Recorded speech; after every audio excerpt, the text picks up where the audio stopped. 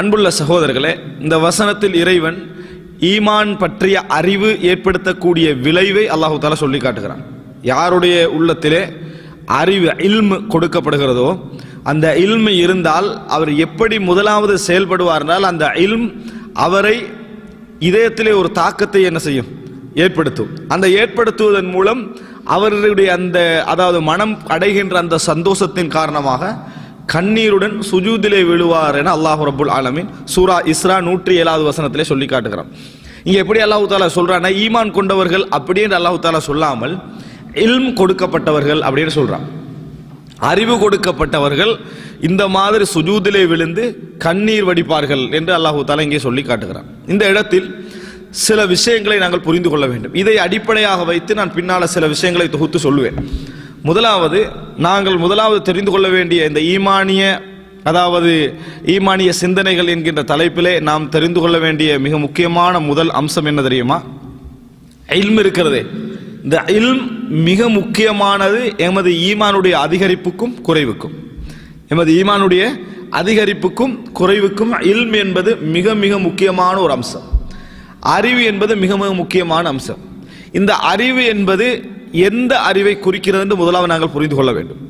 இந்த அறிவு என்பது அல்லாஹு தஆலா இன்னல்லதீன ஊத்துல் இல்ம, இதற்கு முன்னால் அறிவு கொடுக்கப்பட்டவர்கள் அவர்களுக்கு வேத வசனம் ஓதி காண்பிக்கப்பட்டால் சுஜூதிலே விழுவார்கள் அப்படி என்று சொன்னால் இது எதை குறிக்கிறது என்பது நம்ம என்ன செய்யணும், முதலாவது புரிந்து கொள்ள வேண்டும். இன்றைக்கு நீங்கள் பார்க்கலாம், உலகத்திலேயே மிகப்பெரிய துறைகளிலெல்லாம் மிகப்பெரிய ஆய்வாளர்களாக அறிவாளிகளாக உலகத் துறைகளெல்லாம் எங்கெல்லாம் இருக்கக்கூடியவர்களில் ஒரு கணிசமானவர்கள் அல்லது ஒரு அதிகமானவர்கள் வேதத்தையே அலட்சியம் செய்யக்கூடியவர்களாக இருப்பவர்களாக நாம் என்ன செய்கிறோம், பார்க்கிறோம்.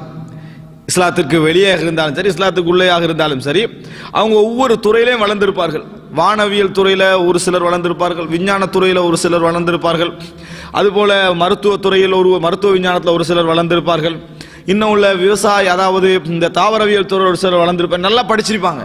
குர்ஆன் எதையெல்லாம் சிந்திக்க சொல்கிறதோ, எதையெல்லாம் ஆய்வு செய்ய சொல்லுகிறதோ, எதெல்லாம் படிக்க சொல்கிறதோ அதையெல்லாம் படித்திருப்பார்கள், விளங்கி இருப்பார்கள். ஆனால் இந்த குர்ஆன் வசனங்கள் ஓதி காண்பிக்கப்படுற நேரத்தில் அழுவதும் சுஜூத்ல விடுறதையும் விடுங்க, சின்ன மாற்றம் கூட அவர்கள் என்ன செய்யாது, ஏற்படாது. இவ்வளவு படிக்கிறாங்க, ஆனால் ஒரு சின்ன மாற்றத்தை கூட என்ன செய்ய முடியாது, உணர முடியாது. மாற்றம் உணர முடியாத ஒரு புறத்தில் வைங்க, புறக்கணிக்கவும் செய்கிறார்கள். எனவே அல்லாஹ் இந்த இடத்துல இல்ம் என்று சொல்வது முதலாவது என்ன தெரியுமா, இந்த உலகத்திலே நாம் வாழுகிற ஒரு மனிதனுடைய முதலாவது அறிவு தெரியுமா, எந்த விஷயத்தை எடுத்தாலும் எதனால் இது உண்டானது என்பதுதான் முதலாவது சிறந்த ஒரு அறிவு. உலகத்தில் எதை எடுத்தாலும் ஏன் இது நடந்தது, அதானே அறிவுல முதலாவது. ஏன் இது நடந்தது, எப்படி இது நடந்தது என்பதை ஒருவன் யோசிப்பதுனா அறிவுல முதலாவது. இந்த உலகத்தில் நான் பிறந்து, நான் வளர்ந்து, நான் வாழ்ந்து, நான் மரணிக்கிறேன், நான் எப்படி உருவாகினேன், என்னை சூழ உள்ளவர்கள் எப்படி உருவாகினார்கள், இந்த வாழ்க்கை முறை யார் அமைத்தது, எப்படி அமைக்கப்பட்டது, ஏன் அமைக்கப்பட்டது என்பதை யோசிக்காம அதுல கிளையம்சங்களை மட்டும் யோசிக்கிறவன் உண்மையிலே அறிவாளி அல்ல. முதலாவது புரிஞ்சுக்கிறோம். அது கிளையம்சங்கள் என்ன, இந்த மரம் எப்படி உருவானது, இந்த வானம் எப்படி, வானத்தில் நட்சத்திரம் இது எந்த அளவு கெப்பாசிட்டி கொண்டது, எப்படி பவர் கொண்டது, இப்படி ஒருத்தன் யோசிக்கிறான்னு வைங்களே, இவன் உண்மையிலே முதலாவது அறிவாளி அல்ல. ஏன் முதலாவது அறிவாளி இல்லை தெரியுமா? அவைகளெல்லாம் நீ யோசிப்பதற்கு முன்னால் முதலாவது எதை யோசிக்கணும் தெரியுமா? இந்த உலகத்தில் நீ பிறந்து வளர்ந்து வாழ்ந்து மடிகிறாய, இந்த வாழ்க்கை முறைக்கும் உன்னை சூழ இப்படி உருவானவர்களுக்கும் யார் காரணமாக இருக்கிறான், ஏன் இந்த வாழ்க்கை உருவாக்கப்பட்டது, யார் அதை உருவாக்கினான், அவன் எப்படிப்பட்டவன் என்கின்ற அறிவை யோசிக்காம அதுக்கு சூழ உள்ள மற்ற எல்லா விஷயத்தையும் ஒருவன் யோசிக்கிறான் என்றால் அவன் யாரு? உண்மையில அறிவாளி கிடையாது. உண்மையான அறிவாளி ஏன் எது என்று காரணம் கேட்டு அறிந்து கொள்வது தான் அறிவாளி. ஆனா ஏன் எதுன்னு கேட்கிறவன் கிளை அம்சங்களுக்கு எல்லாம் கேட்கிறான். எது பிரதானமான அம்சமோ அதுக்கு ஒருத்தன் கேட்கலன்னு வைங்களேன், இறைவனுடைய பார்வையில் அவன் முட்டாள், அவன் அறிவாளி கிடையாது. இன்னும் சொல்ல போனால் ஜாஹில், அறியாமையில் உள்ளவன். எல்லாவற்றுக்கு ஏன் எது என்று கேட்கக்கூடிய அளவில் இருக்கக்கூடியவன் தனது உருவாக்கத்தையும் தனது பிறப்பையும் தனது வாழ்வையும் தனது மடிவையும் ஏன் எதற்கென்று கேட்காமல் இருக்கிறான் என்று சொன்னால் அவன் மிகப்பெரிய அறியாமையில் இருக்கிறான். எனவே முதலாவது இல்மை புரிந்து கொள்ளணும். நான் ஏன் உருவாக்கப்பட்டேன், நான் இதற்கு ஏன் பிறந்தேன், இந்த உலகத்தில் ஏன் பிறந்தேன், என் வாழ்க்கை ஏன் அமைக்கப்பட்டது, யார் உருவாக்கினான் அப்படின்னா என்ன? இறைவனை பற்றிய அறிவு. படைப்பாளனை பற்றிய அறிவுதான் முதலாவது இந்த உலகத்திலேயே மிகப்பெரிய அறிவு. அந்த இல்மு இல்லாமல் உலகத்தில் ஒருவனுக்கு எந்த இல்மு இருந்தாலும் பிரயோஜனம் கிடையாது. ஒன்றில் அந்த இல்மெல்லாம் இறைவன் பக்கம் அவனுக்கு வழிகாட்ட வேண்டும், அந்த இல்மு பிரயோஜனமான அறிவாக இருக்க வேண்டும்.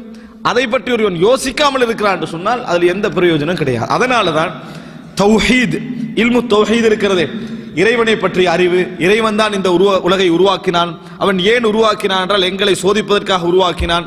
அந்த உருவாக்கத்தின் பின்னால் அந்த சோதனை நாங்கள் சிறந்த முறையில் வாழ்ந்தால் நாளை மறுமை என்று ஒன்று இருக்கிறது, அதில் விசாரணை ஒன்று இருக்கிறது, அதில் நல்லதற்கு சுவர்க்கம் கெட்டதற்கு நரகம் வழங்கப்படும், இதில் யாரும் தப்ப முடியாது என்கின்ற இந்த அறிவு இருக்கிறது. இதுதான் முதல் அறிவு என்பதை நாம் என்ன செய்யணும், புரிந்து கொள்ள வேண்டும். நன்றாக புரிந்து கொள்ளுங்கள். அறிவு என்பதில் மிக பிரதானமானது ஏன் எதற்கு என்று கேட்டு ஒரு மனிதன் கண்டுபிடிக்கக்கூடிய அந்த பதில்கள் தான் மிக பிரதானமானது. அதுக்கு தான் நம்ம விஞ்ஞானம் என்றோம். ஞானம் என்ன அறிவு விளங்கிட்டா, விஞ்ஞானம் அதை உள்ளுக்குள்ளதை நம்ம அறிஞ்சுக்கிறது விஞ்ஞானம். இதுதான் நம்ம விஞ்ஞானம் என்று சொல்றோம். ஆனா பிரிச்சு வச்சுட்டான், மெஞ்ஞானம் வேற விஞ்ஞானம் வேறன்னு பிரிச்சுட்டான். விளங்கிட்டா, ஒன்றில் புரிந்து விஞ்ஞானத்திலேயே முதல் விஞ்ஞானம் என்ன தெரியுமா, ஒரு நல்ல ஒரு சிந்தனையால் சொல்லக்கூடிய விஷயம். இந்த உலகம் ஏன் படைக்கப்பட்டு எதற்காக படைக்கப்பட்டது, நான் இந்த உலக செட்டப்ல பிறந்து அதே மாதிரி வாழ்ந்து செல்கிறேனே, இந்த உலகத்துடைய முறைமையில் எனக்கு எந்த மாற்றமும் செய்ய முடியாமல் இருக்கிறதே, இது ஏன் என்ற கேள்விக்கு ஒருவன் பதில் காண்பதற்காக முயற்சி எடுக்கிறானே, அதான் முதலாவது. அதனால தான் யாருக்கெல்லாம் இஸ்லாம் கிடைத்ததோ, யாருக்கெல்லாம் இஸ்லாம் கிடைத்ததோ, அந்த இஸ்லாத்தை பற்றிய அறிவு கிடைத்ததோ, முதலாவதாக இஸ்லாம்.